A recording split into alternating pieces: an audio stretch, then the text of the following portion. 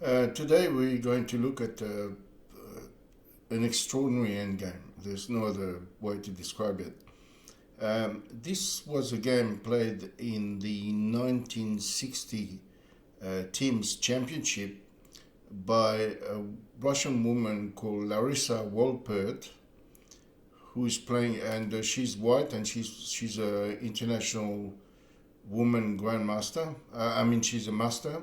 Whereas Tatiana Zatulowskaya, who's playing black, is a woman grandmaster. So we have an IM versus a GM, and this position looked like a drawn.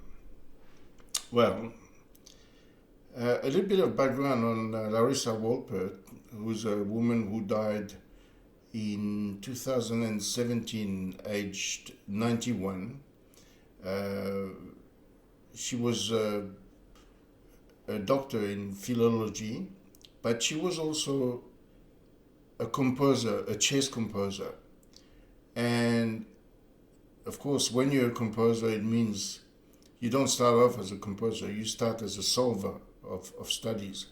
And then eventually you become a composer. Composing studies is basically creating positions, usually endgame positions, where some extraordinary things happen, extraordinary moves, extraordinary ideas, extraordinary themes, unusual stuff, if you wish. So let's and of course in this game you will see that her formation as a chess composer played a lot, had a lot to do with this game. So let's have a look at this position. Larissa is white and Tatiana is black, and it's black to move. Now, here a lot of players would play King C7 here and lose the game.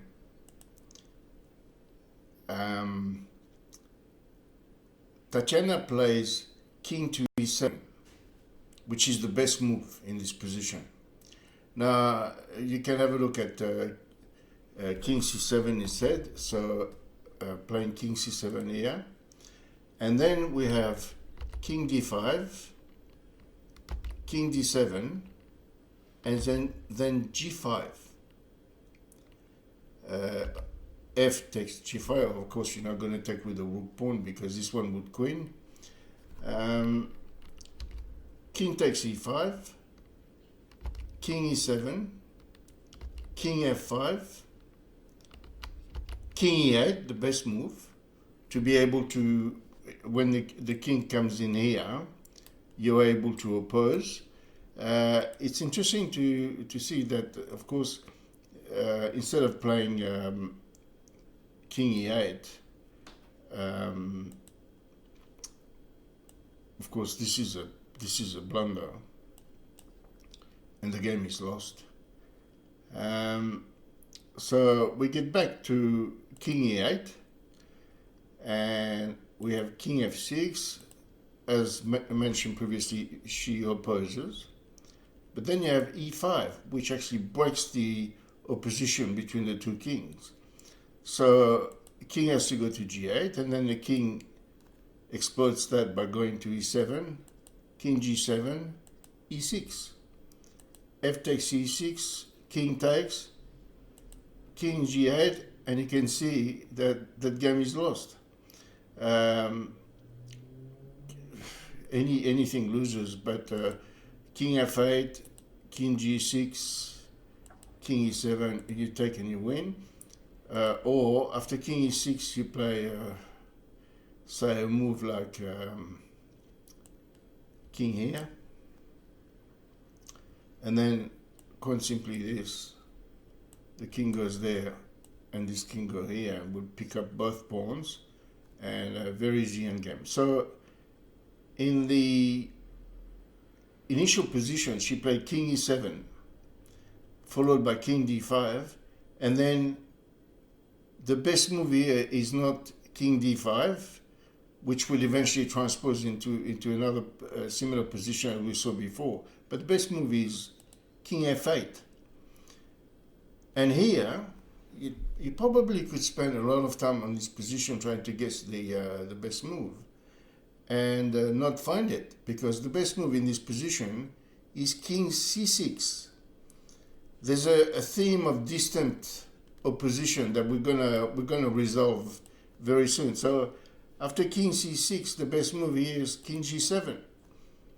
Now if you went to e7 instead, this king goes here, then the king goes to e8, then we get on d6, the king has to oppose, and then we have g5, the break, takes, king e7, king f5, and we basically transpose into the other position that we already looked at.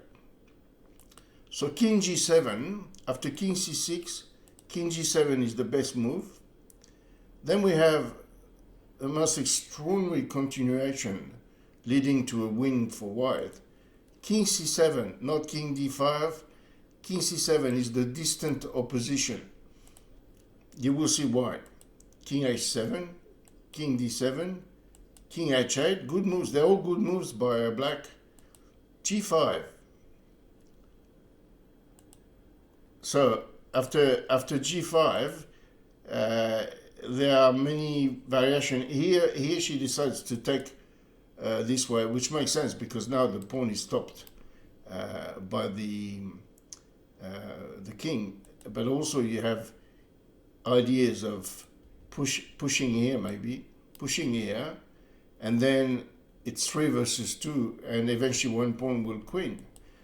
But did Larissa see all this? Well, she's happy with this variation. She plays king e7, f5 as predicted, e takes f5, e4, f takes, g4. Now who's winning?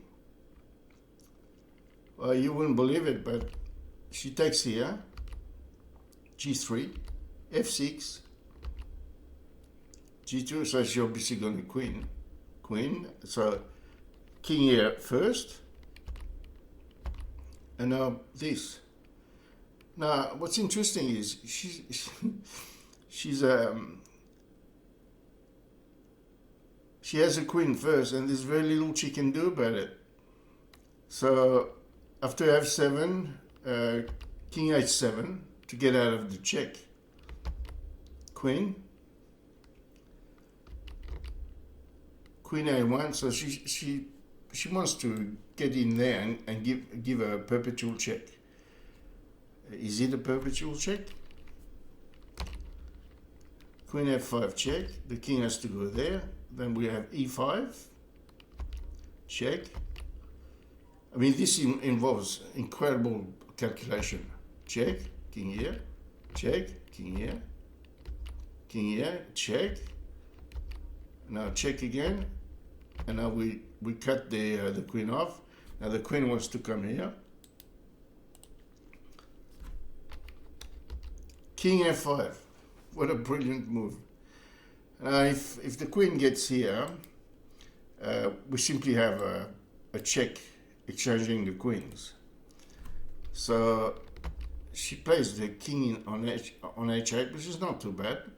But then you have this, queen g1, king h8, king h6, I mean, queen c1 again, opposes the queen. So now you cannot check here because of this check. So she plays just queen c7.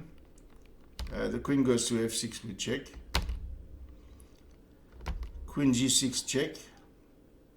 Now, of course, you cannot go back there because there's a checkmate on e8. And the only square you can go to leads to the exchange of queens. That's what you call an endgame. And that's what makes chess such a game.